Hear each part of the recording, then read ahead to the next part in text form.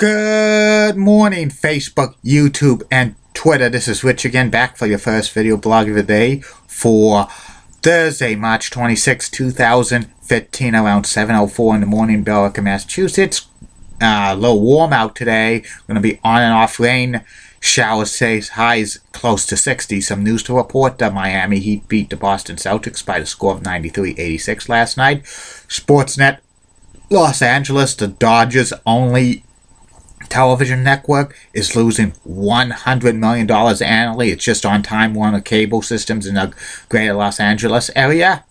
And 14 years ago today, WCW Monday Night Vote aired for the last time on TNT. WCW was bought by WWE, and 17 years ago today, Hooters of Boston on 222 Friend Street near the TD Garden opened for business for the first time. It was open for 9.25 years, and I was a regular down there all 9 years. And coming probably next week will be a video blog about all the 29 girls who waited for me 10 or more times. That's an exclusive club, okay? My first video subject of the day is about my review of the granddaddy of them all, WWE pay-per-views, WrestleMania. Today, I'm reviewing WrestleMania 14 from the TD Garden in Boston, Massachusetts, and it occurred on March 29th, 1998 on pay-per-view. The main event was Stone Cold Steve Austin against Shawn Michaels for the WWE Championship, and the special guest enforcer outside the ring was former boxing heavyweight champion Mike Tyson. And this WrestleMania returned celebrities at WrestleMania. They had Jennifer Flowers, who was famous for the Bill Clinton scandal, and they had also former Major League Hit King Pete Rose as a special guest timekeeper, ring announcer. And here is the WrestleMania 14 card lineup. Calling the action was good old JR, Jim Ross, and Jerry the King Lawler. The first match was a tag team battle royal. 15 teams were in it, and the winner of this battle royal would get a shot at the WWE champions at the next pay-per-view in your house. There was a surprise appearance of the Legion of Doom, the Road Warriors, Hawk and Animal. They were rebranded as LOD 2000, and they had a new manager, Sonny. And this match, this tag team battle royal was, just filler time. The Legion of Doom 2000 eliminated the New Midnight Express, Bob Holly and Bach Gunn to win the tag team title shots. Hey, this was a decent match to kick off WrestleMania. The next one was for the WWE Light Heavyweight Championship. It was Aguilar against Taka Michinoku, who was the reigning WWE Light Heavyweight Championship. This match was about 6 minutes. It was decent and stuff like that. Taka Michinoku wins with the Michinoku driver. Nothing special about this match. The next match was for the WWE European Championship. It was Owen Hart, the Black Heart, facing off against Hunter Hearst Helmsley with DX, and WWE Commissioner Sergeant Slaughter was handcuffed to China, the ninth wonder of the world. This match, Sergeant Slaughter wanted a fair match between Owen Hart and Hunter Hearst Helmsley, and this match was a decent match. The ending had China use powder to throw it in the eyes of Sergeant Slaughter, and then she attacked Owen Hart, and Triple H won with the pedigree. This match was okay and stuff like that.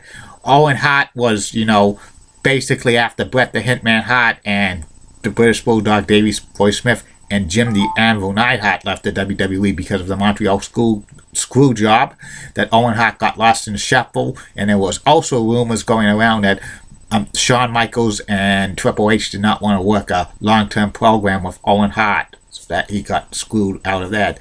This match was decent and stuff. The next match was a mixed tag team match. It was the marvelous Mark Merrill and his valet Sable against the artist formerly known as Goldust and Luna Vachon. This match was, a great mixed tag team match. Mello and the artists formerly known as Goldust were like the heels, and Luna was a heel as well. Sable was the only true face in this match, and this match was, decent. Sable had awesome wrestling skills for somebody who was never in the ring. She beat Luna with the TKO, which was a modified version of the RKO, which was famous for Randy Orton. And the fans were cheering like crazy like Sable. She was the third most over personality in the WWE around in 1998 behind Stone Cold Steve Austin and probably DX and somebody else. This was a good match. The next match was for the Intercontinental Championship. It was Ken Shamrock, the world's most dangerous man, against The Rock. And the special guest ring announcer was Jennifer Flowers, and she was escorted down the ring by Double J Jeff Jarrett. That's JEFFJARREWWT. That's Double J Jeff Jarrett. And his new manager Tennessee Lee. And this match was, a good decent match. Shamrock won the title by like putting The Rock in the ankle lock submission and stuff like that. Then the Nation of Domination come in and like Shamrock beats them up. And then he still puts the ankle lock submission on The Rock. And Farouk comes down, who's the leader of the Nation of Domination, doesn't want to deal with that. He walks away and stuff like that. And then several of the referees and the suits come in, and Ken Shamrock attacks them. And then the referee announced that he's reversed his decision. He disqualifies Ken Shamrock and gives the title back to The Rock. This was bullshit and stuff. Ken Shamrock should have had a WWE Intercontinental title reign around 1998. He was so good, in my opinion, and stuff like that. I think they just wanted to protect The Rock in this one and stuff like that. The next match was for the WWE World Tag Team Championship. It was the New Age Outlaws, the Road Dogg Jesse James, the Badass Billy Gunn, the New Age Outlaws against Cactus Jack and Terry Funk in a dumpster match. This dumpster match was built up because several weeks early on Monday Night Raw, Cactus Jack wrestled Terry Funk in a dumpster match, but the New Age Outlaws, threw Cactus Jack and Terry Funk off the ramp on Monday Night Raw while they were in the dumpster, and Jim Ross said that there's people in there. He oversold that like $1 million, and this dumpster match was pretty awesome and stuff. Back and forth action. The winner of the match had to throw their opponents in the dumpster, and it was awesome. They fought backstage. Terry Funk used a forklift to throw Billy Gunn and the Road Dogg into a dumpster, and Cactus Jack and Terry Funk won the match in the WWE Tag Team Championship. But it was revealed on the next night on Raw that Terry Funk threw Road Dogg Jesse James and the bag-ass Billy Gunn in the illegal dumpster, so that the title was voided and they had to have a rematch. And the next match was a grudge match between Kane with Paul Bearer in his corner against The Undertaker. Kane is the storyline brother of The Undertaker, and this feud's been building for months and months and months.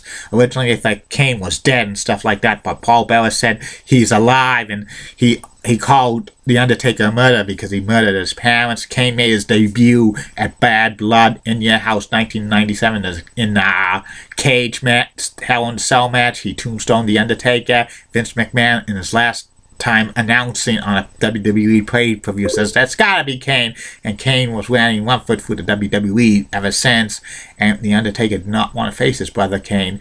Kane interfered in the casket match with The Undertaker at Royal Rumble, throwing him in the casket and stuff and lighting it on fire. The Undertaker came back, and the build up to this feud and stuff. Before the match, Pete Rose was the special guest ring announcer, and he was blasting the crowd in Boston about the Red Sox not winning the World Series in years and stuff, because back then the curse of the Bambino was still on, and he was getting booed by the crowd. And then Kane's music comes in, and then he gives Pete rolls the tombstone, and the fans were cheering like crazy. And The Undertaker comes out, and they have an awesome match, about 16 minutes back and forth and stuff. Undertaker wins with 3 tombstones. And after the match, Kane and Paul Bearer attacked The Undertaker, and Jim Ross was saying, this world war will have casualties. And the main event for the WWE Championship, it was Shawn Michaels, the Heartbreak Kid, with China, and Triple H, Hunter Hearst Helmsley, in his corner against the Rattlesnake, Stone Cold Steve Austin. And they had a different referee in this match, and also a special troubleshooting referee outside, Iron Mike Tyson. In the weeks before, Iron Mike Tyson aligned himself with DX. And a lot of people were saying that Stone Cold's odds for winning the WWE Championship were against him. And also Shawn Michaels was giving a shout out to Earl Hebner, who was a senior referee for the WWE, who suffered a brain aneurysm during, he was supposed to do the match, but he suffered a brain aneurysm before WrestleMania 14, so they had a different referee in this match inside the ring. And Stone Cold got a very big pop of the night for this. And this match was pretty awesome. During the first few minutes of the match, Mike Tyson ordered Triple H and China to leave the ringside area. And it was back and forth. It was an awesome match. Shawn Michaels put up a great effort despite him having a serious back injury. This was his first match since he suffered that injury against The Undertaker at the Royal Rumble 1998 in the casket match when he took a sick bump. Shawn Michaels needed back surgery, and he performed like crazy with the injury he had. The ending of the match had the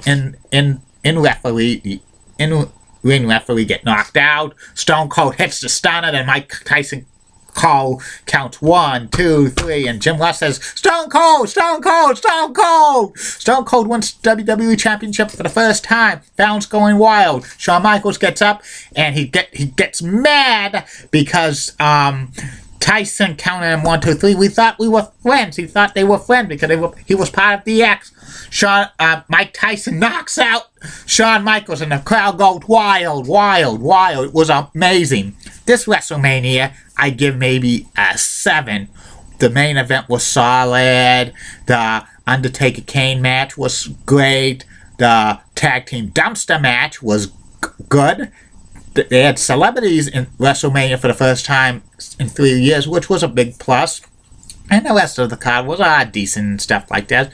This is the first and only time that Boston has hosted a WrestleMania, and the odds of them hosting another WrestleMania, it's not that very good, unless if they have it outside at Fenway Park or Gillette Stadium, Foxborough, which, that could be a decent possibility. Depends how the weather is in April.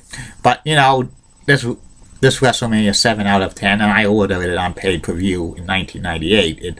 I give it, it's a great pay-per-view and stuff like that.